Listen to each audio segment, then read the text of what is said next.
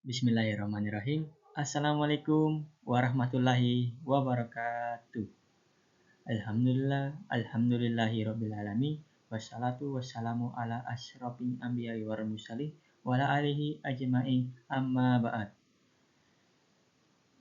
Pada kesempatan kali ini saya akan membahas materi mengenai tentang biaya produksi, yang dimana pada materi kali ini merupakan bagian dari materi pengantar ekonomi mikro.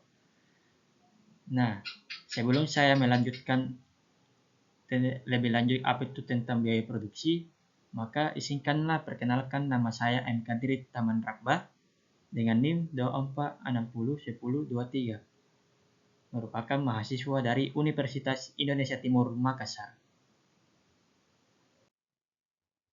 Nah, pertama-tama kita masuk ke latar belakangnya, yaitu biaya produksi merupakan aspek fundamental dalam kegiatan ekonomi dalam proses penghasilan barang dan jasa.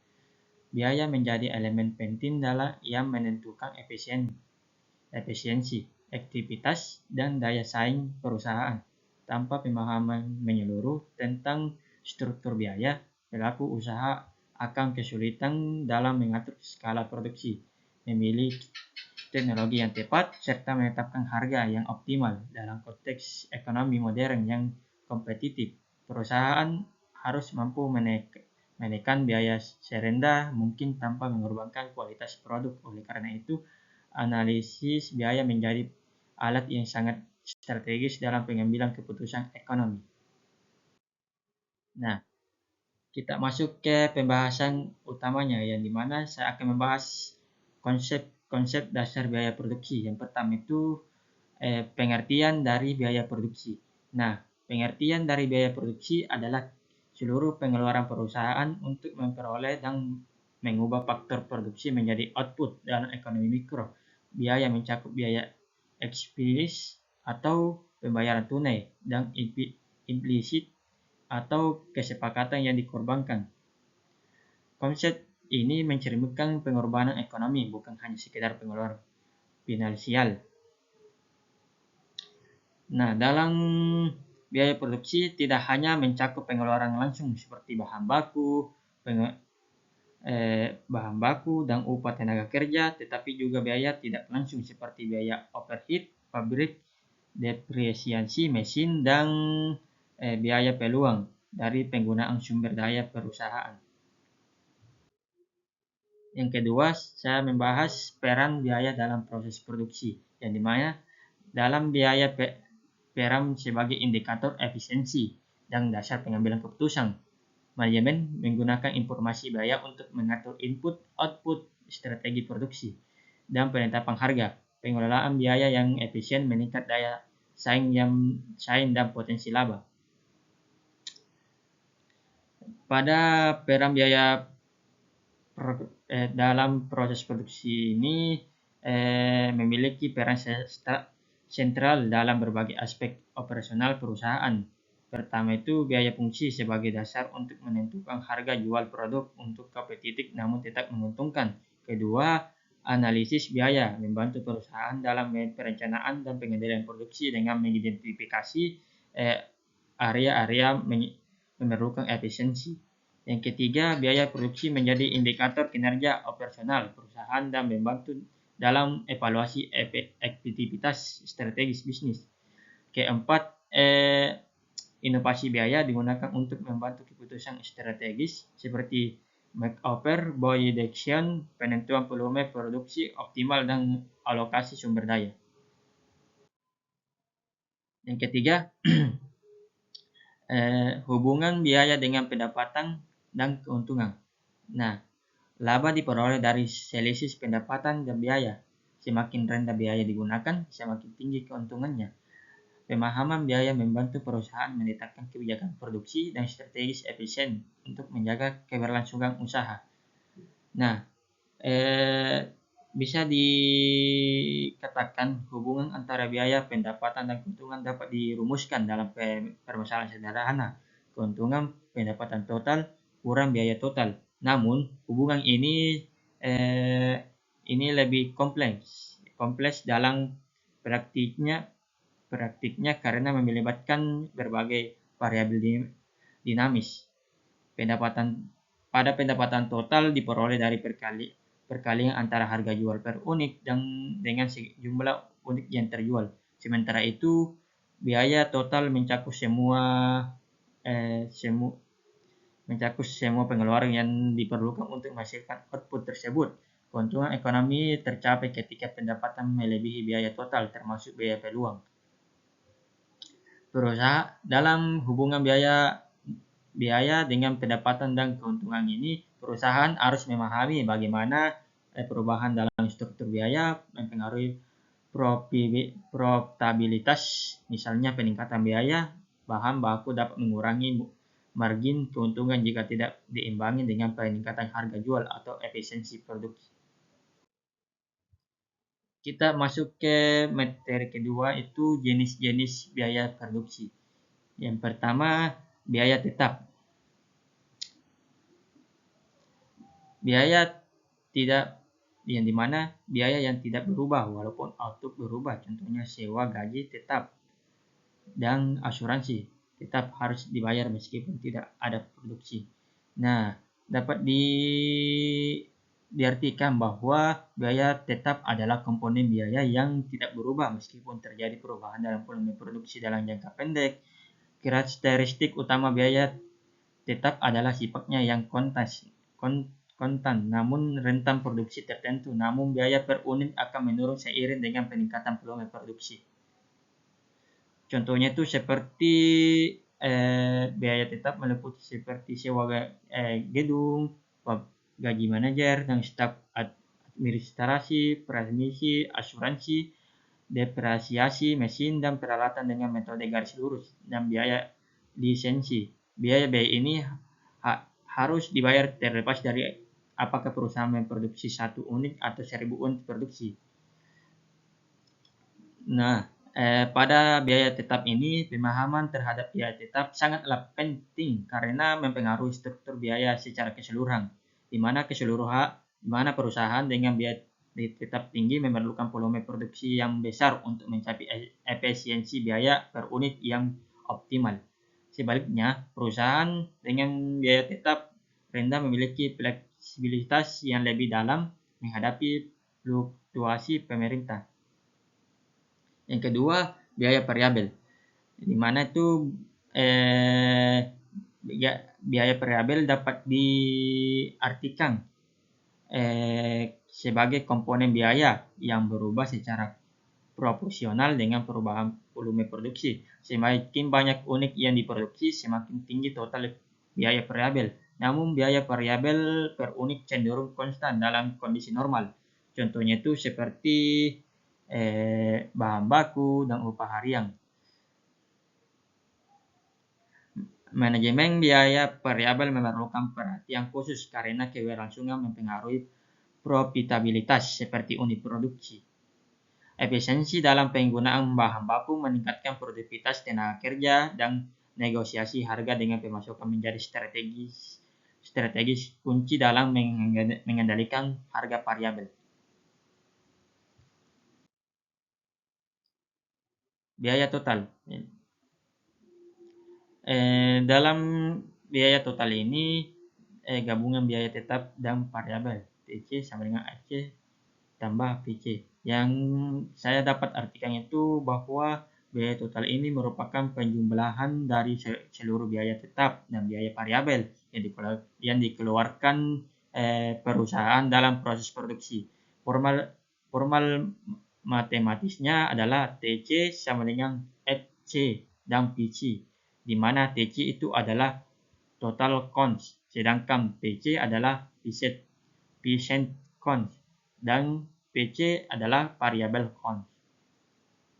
Analisis biaya total memberikan gambaran komprehensif tentang keseluruhan pengorbanan ekonomi yang diperlukan untuk menghasilkan output tertentu. Informasi ini akan menjadi dasar untuk berbagai keputusan strategis, termasuk penentuan harga jual minimum, evaluasi profitabilitas produk, dan perencanaan anggaran produksi. Tren biaya total ini biasanya menunjukkan peningkatan yang sejalan dengan volume produksi, namun tingkat peningkatannya dipengaruhi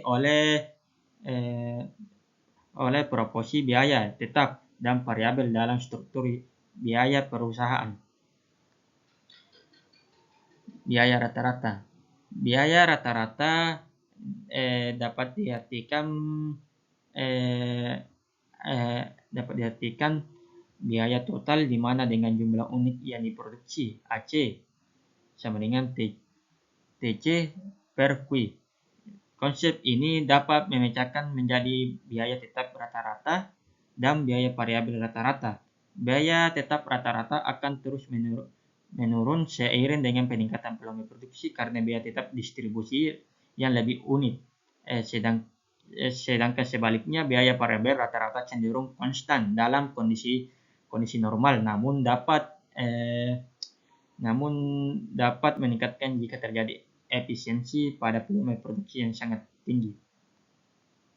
Biaya marginal, biaya mana dibayar tambahan unit untuk output tambah emisi sama dengan 3 per 3 Q. Saya dapat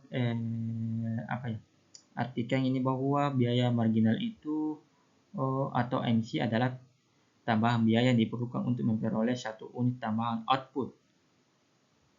Konsep ini sangat penting. Dalam mengambil keputusan produksi karena membantu menentukan tingkat output yang optimal. Dalam jangka pendek, biaya marginal hanya dipengaruhi oleh perubahan biaya variabel karena biaya tetap tidak berubah.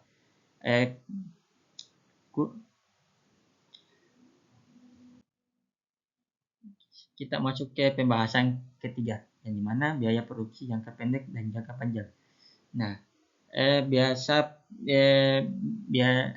produksi jangka pendek dan jangka panjang itu, yang pertama saya akan membahas jangka pendeknya dulu.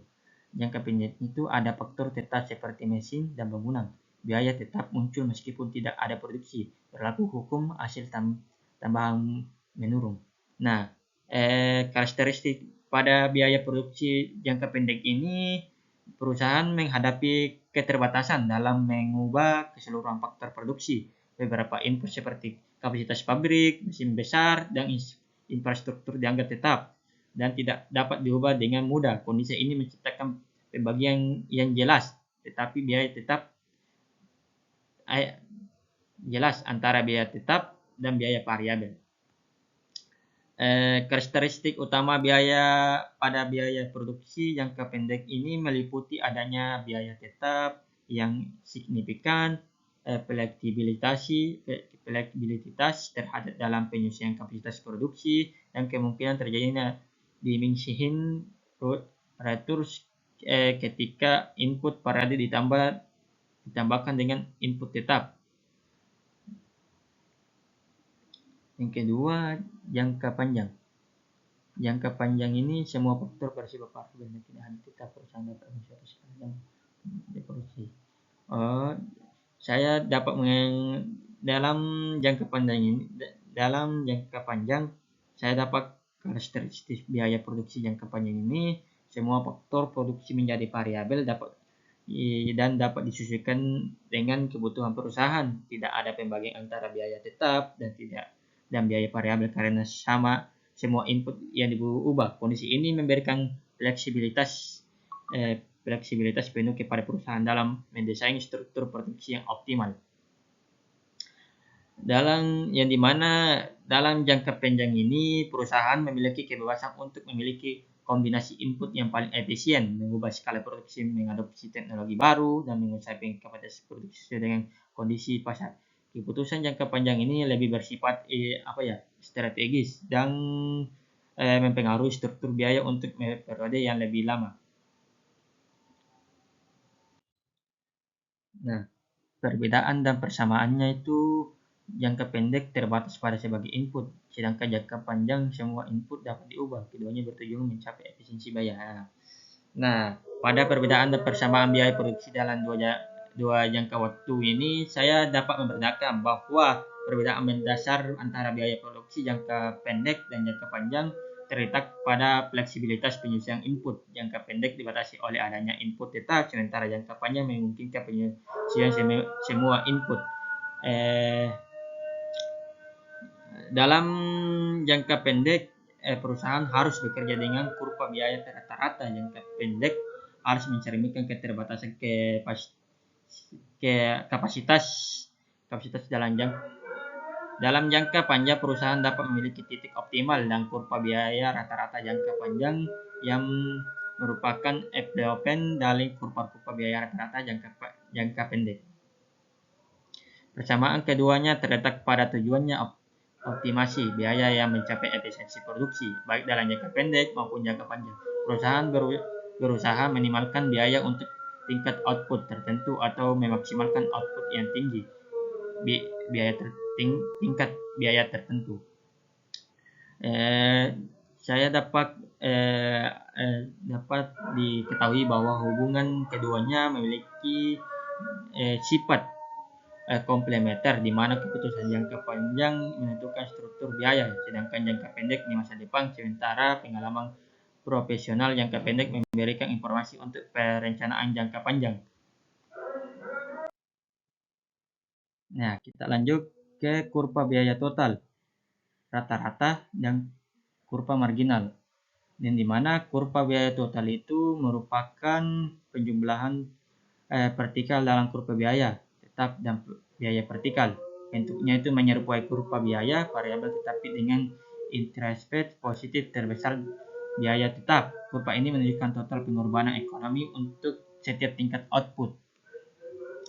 Sedangkan kurva biaya rata-rata atau AC dan ATC berbentuk seperti U dan merupakan penjumlahan dari biaya rata-rata dan biaya variabel rata-rata. Titik minimum kurva ini menunjukkan tingkat produksi dengan efisiensi yang tertinggi.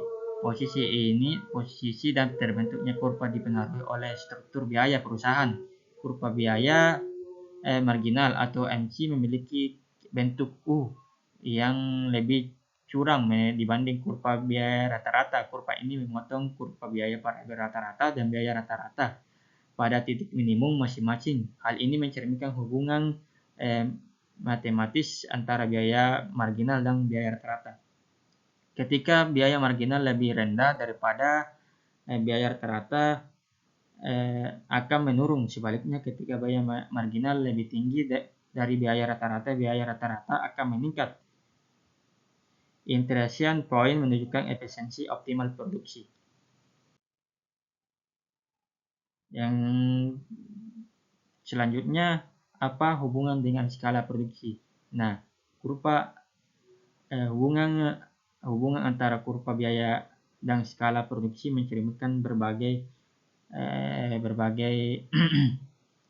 efisiensi produksi berubah seiring dengan perusahaan volume output. Dalam jangka pendek, hubungan ini dibatasi oleh kapasitas tetap, sementara dalam jangka panjang semua faktor dapat disesuaikan.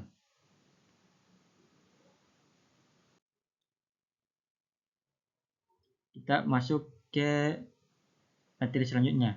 Apa saja faktor-faktor yang mempengaruhi biaya produksi?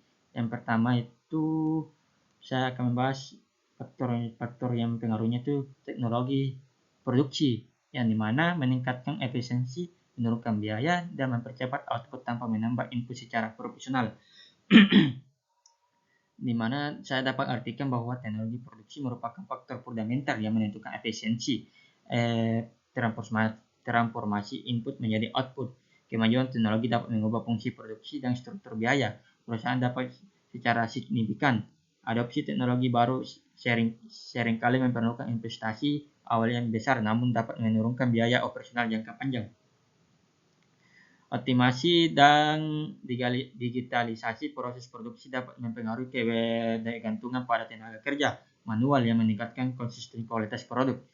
Teknologi informasi memungkinkan optimisasi rantai pasok, perencanaan produksi yang lebih akurat, dan pengurangan wastage dalam proses produksi. Sedangkan yang kedua, harga input. naik, yang mana harga naiknya bahan baku dan tenaga kerja akan probabilitasi harga input ini. Harga input pada proses ini memiliki dampak langsung terhadap struktur biaya perusahaan. Kenaikan harga bahan baku, energi atau tenaga kerja akan meningkatkan biaya produksi dan mempengaruhi probabilitas perusahaan. Perlu mengembangkan strategi untuk mengelola risiko price volatility. Diversifikasikan sumber input dapat mengurangi ketergantungan pada supplier tunggal dan memberikan leverage dalam negosiasi harga. Long-term contracts dengan supplier dapat memberikan kepastian harga yang dapat membantu perencanaan biaya di jangka panjang.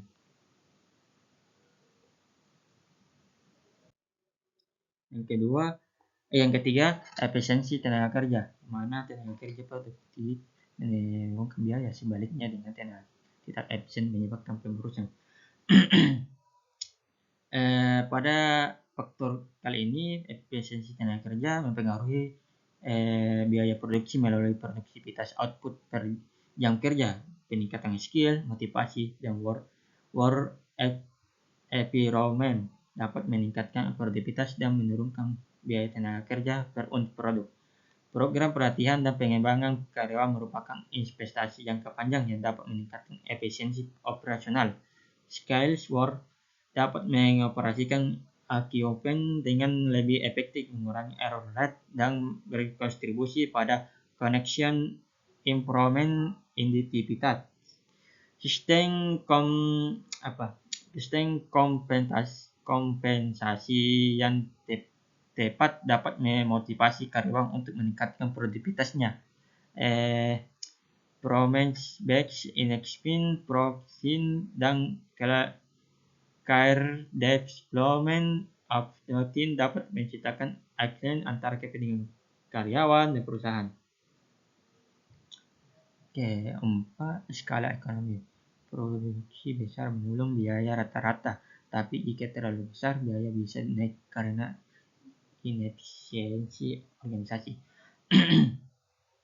Nah, pada faktor kali ini, skala ekonomi terjadi ketika peningkatan volume produksi menghasilkan penurunan biaya rata-rata jangka panjang. Fenomena ini dapat timbul dari berbagai sumber seperti technical economics, marginal economy, technical economy, dan marketing economics. Technical economics muncul dari efektivitas dari produksi proses produk, di mana tercapai ekonomi atau kualitas memiliki minimum efficiency, dan efficient of labor juga berkontribusi pada cycle ekonomis menurut peningkatan ekspresi dan efisiensi operasional.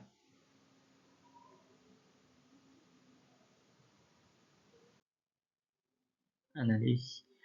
Kita masuk ke pembahasan terakhir, analisis biaya untuk pengambilan keputusan produksi.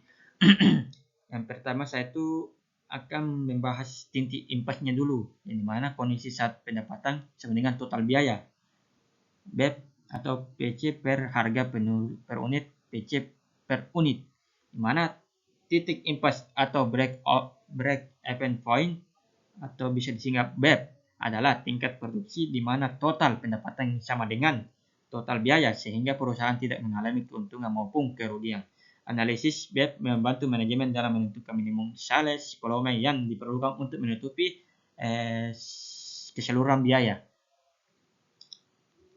BEP dalam formula dasar BEP dalam unit adalah BEP is cost atau sales price per unit, variable cost per unit, marginal kontribusi per unit, slice antara harga jual dan biaya variabel dalam per unit menjadi kunci dalam perhitungan ini. Semakin tinggi marginal kontribusi yang akan digunakan, semakin rendah BEP yang diperlukan.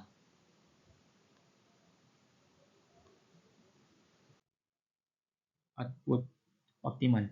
tercapai saat MC sama dengan MR. Produksi di atas titik D menurunkan laba, sedangkan di bawahnya belum optimal.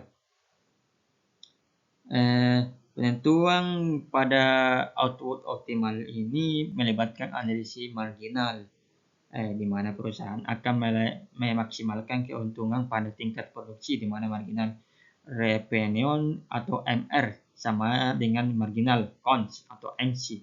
Prinsip ini berlaku dalam berbagai struktur pasar meskipun implementasinya dapat berbeda.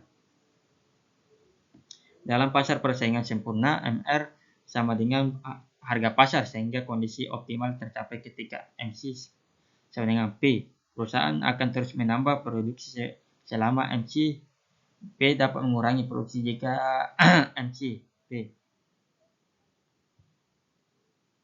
Yang ketiga, implementasi strategi. Informasi biaya membantu menetapkan harga, volume produksi, dan efisiensi sumber daya strategis yang berbasis biaya lebih siap menghadapi persaingan. Pada implikasi strategis ini, struktur biaya perusahaan memiliki implikasi strategis yang luas terhadap kompetitif posting, di mana versi strategi dan marketing energi detention perusahaan dengan biaya tetap tertinggi memerlukan high volume strategi untuk mencapai efisiensi, sementara perusahaan dengan biaya variabel tinggi dapat lebih fleksibel dalam menghadapi demand fluctuation.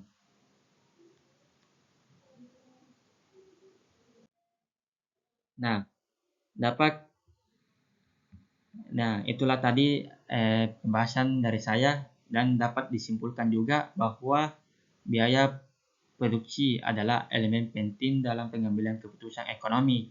Analisis biaya memungkinkan perusahaan mengatur strategi produksi yang efisien dan meningkatkan keuntungan.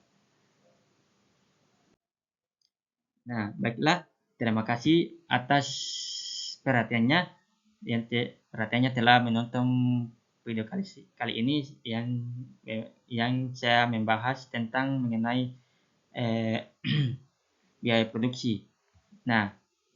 Pada video ini apabila ada kesalahan dalam ucapan maupun tindakan mohon dimaafkan. Sebaik-baiknya kita saling memaafkan apabila memiliki kesalahan. Saya akhiri dengan kata fisabilil haq fastabiqul khairat. Marilah kita berlomba-lomba dalam kebaikan. Assalamualaikum warahmatullahi wabarakatuh.